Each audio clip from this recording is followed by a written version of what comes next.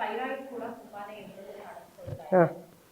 ಈಗ ಹಾಸ್ಪಿಟಲ್ಗೆ ಅಂತ ಹೋದ್ರೆ ಲೈಫ್ ಲಾಂಗ್ ಟ್ಯಾಬ್ಲೆಟ್ಸ್ ತಿಂತಾನೆ ಇರಬೇಕಾಗುತ್ತೆ. ಹೌದು. ಯೋಗದಲ್ಲಿ ಏನು ಫಲ? ನಾನು ಯೋಗದಲ್ಲಿ ಥೈರಾಯ್ಡ್ಗೆ 2 ಹೇಳ್ಕೊಡ್ತೀವಿ, ಮತ್ತು 9 ಪ್ರಾಣಾಯಾಮನೂ ಮಾಡೋದ್ರಿಂದ ಥೈರಾಯ್ಡ್ಗೆ ಕೆಲವು ಪೇಷಂಟ್ ಬರ್ತಾರೆ ನನ್ನ ಹತ್ರ, ಸ್ಟೂಡೆಂಟ್ಸು, ಇಷ್ಟು ದಪ್ಪ ಗಂಟ್ಲಾಗಿತ್ತು. ಸೊ ಅವಳು 15 ದಿನಕ್ಕೆ ನಾರ್ಮಲ್ ಆಯಿತು, ಮತ್ತು ಮಾತ್ರೆಗಳು ಕಡಿಮೆ ತೊಗೊಳ್ತಿದ್ದಾರೆ. ನೀವು ಅದಕ್ಕೆ ಸ್ಟೂಡೆಂಟ್ಸ್ ಹತ್ರ ಎಲ್ಲ ಒಬ್ಬೊಬ್ಬರ ಹತ್ರ ಒಂದೊಂದು ಕೇಳ್ಕೊಬೋದು ನೀವು ಥೈರಾಯ್ಡ್ ಬಗ್ಗೆ ಯೂಸ್ ಆಗಿರೋದು. ನಾನು ಇವಾಗ 2 ಹೇಳ್ಕೊಡ್ತೀನಿ. ಒಂದು ಸೇತು ಬಂಧಾಸನ ಮತ್ತು ಕಂದರಾಸನ ಅಂತ ಹೇಳಿ, 2 ಕೌಂಟಿಂಗಲ್ಲೇ ಮಾಡೋದ್ರಿಂದ ನಿಮ್ಗೆ ಆವಾಗಲೇ ಅದ್ರ ಬೆನಿಫಿಟ್ ಕರೆಕ್ಟಾಗಿ ಆಗೋದು. ನಮ್ಮ 2 ಕಾಲುಗಳನ್ನ ಸ್ಟ್ರೈಟಾಗಿ ನೀಡ್ಕೊಂಡಿರ್ತೀವಿ. ಫಸ್ಟ್ ಮಾಡಬೇಕಾದ್ರೆ ನಮ್ಮ 2 ಕಾಲನ್ನ ಮರ್ಚ್ಕೊಳ್ತೀವಿ. 2 ಪಾದಗಳು ಒಂದ್ರ ಪಕ್ಕ ಒಂದಿರಬೇಕು, ಸೊಂಟ ಇಟ್ಕೋಬೇಕು. ನಾವು ಸೊಂಟ ಮೇಲೆತ್ತಿದಾಗ ನಮ್ಮ ಗಲ್ಲ ನಮ್ಮ ಎದೆ ಮೇಲೆ ಪ್ರೆಸ್ ಆಗಬೇಕು. ಆವಾಗ ನಮ್ಮ ಈ ಕತ್ತಿಗೆ ಎಕ್ಸಸೈಸ್ ಆಗೋದು. ಥೈರಾಯ್ಡ್ ಬಂದು ಕತ್ತಿಗೆ ಆಗೋದು, ಅದರಿಂದ ನಾವು ಎಷ್ಟು ಪ್ರೆಸ್ ಮಾಡಿ ಇಟ್ಕೊಳ್ತೀವಿ ಅಷ್ಟು ಒಳ್ಳೆಯದು. ಇವಾಗ ಮಾಡಲಾ?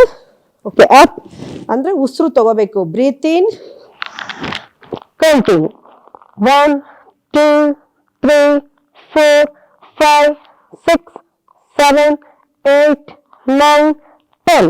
ಹಾಗೆ ಡೌನ್, ಬ್ರೀತ್ ಔಟ್. ನಾವು ಎಷ್ಟು ಹೊತ್ತು ಎತ್ಕೊಂಡಿರ್ತೀವಿ 10ರಿಂದ 20 ಕೌಂಟಿಂಗ್ವರೆಗೂ ಅಪ್ ಆಗಿದ್ದಾಗ ನಮಗೆ ಅದ್ರ ಕ್ರಿಯೆ ಚೆನ್ನಾಗಾಗ್ತಾ ಹೋಗುತ್ತೆ. ಒಂದು 15 ದಿನ ಸಾಕು. ಯಾವುದೇ ಒಂದು ಕಾಯಿಲೆಯಿಂದ ಬಂದಾಗ ನಾನು 15 ಡೇಸಲ್ಲಿ ಅವ್ರಿಗೆ ಬೆಟರ್ ಆಗಿದೆ. ಈಗ ಇನ್ನೊಂದು ಸತಿ ಮಾಡಿ ತೋರಿಸ್ತೀನಿ, ನಿಮ್ಗೆ ಯಾವುದಾಗುತ್ತೋ ಅದು ತಗೊಳ್ಳಿ. ಅಪ್, ಇದು ಸೇತು ಬಂಧಾಸನ. 1 2 3 4 5 6 7 8 9 10. ಹಾಗೆ ನೆಕ್ಸ್ಟ್ ಕಂದರಾಸನ. ನಮ್ಮ ಕಾಲುಗಳನ್ನ ದೂರ ಮಾಡಿಕೊಂಡು ನಮ್ಮ ಮೀನು ಕಂಡ ಭಾಗ ಇರುತ್ತಲ್ಲ ಅದನ್ನು ಗಟ್ಟಿಯಾಗಿ ಟೈಟಾಗಿ ಇಟ್ಕೋಬೇಕು. ನಮ್ಮ ಪಾದ ಕಾಣಿಸ್ತಾ ಇದೆಯಾ?